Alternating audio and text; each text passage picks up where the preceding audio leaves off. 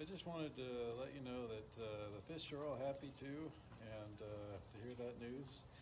And I was just going to show you what I've been working on. This weekend I put the sump in. This is just a temporary sump, and but it gives you a basic concept of how it would work.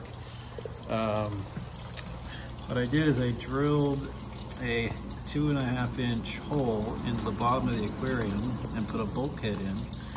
And then, I don't know if you can even see it right now, it's a little bit of a mess up there, but that's the overflow. And what that does is it flows down, obviously at a certain point, it will flow down into the tube, through the bottom of the aquarium, and into this temporary sump.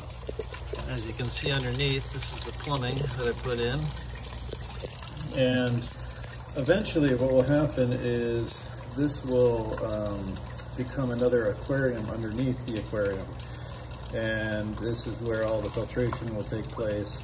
Right now I've got a canister filter, which you can see behind right there in the black, but that's not ultimately going to be the best solution for this tank. So the reason I'm doing this in the warehouse is there's a bit of complication involved, or a bit of precaution that you have to take in how you set up the sump, because it's all based on siphons and just basically siphoning.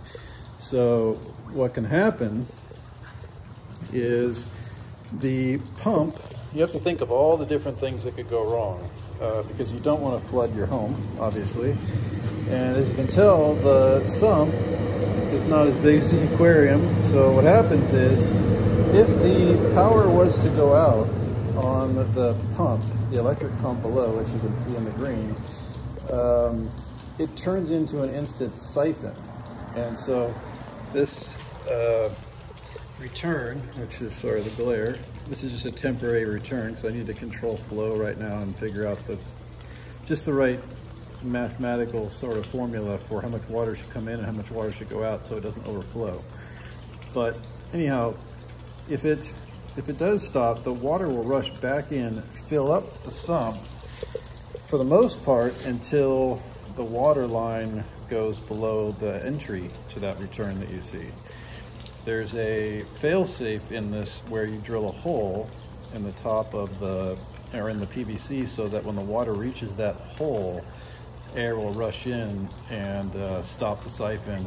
And that way, if the pump should stop, then you'll only fill your sump with as much water as where the little hole is. And I don't know if you can see the little hole. Actually, here you can see one hole, and there's another hole on the top. But up to that little hole is as much water that will go into the sump. And you basically make your sump big enough to hold that, with then some, a little bit of headroom. And that's one fail-safe that you have. The other fail-safe is basically just making sure water can always pour over this, which is, I know it's a mess, but I had to figure out how to get as much flow as I needed, so I'll rework this later. But anyways, that's pretty much what I've been working on. Just thought I'd show you that. All the fish, I think over the weekend when I did this project, I had to empty the aquarium, put all the fish in these little buckets, or in these canisters here, or totes, or whatever you want to call them, and then do all the work. It took about 2 days, and then get them all back in and fill it back up. It's been a pretty busy weekend for sure.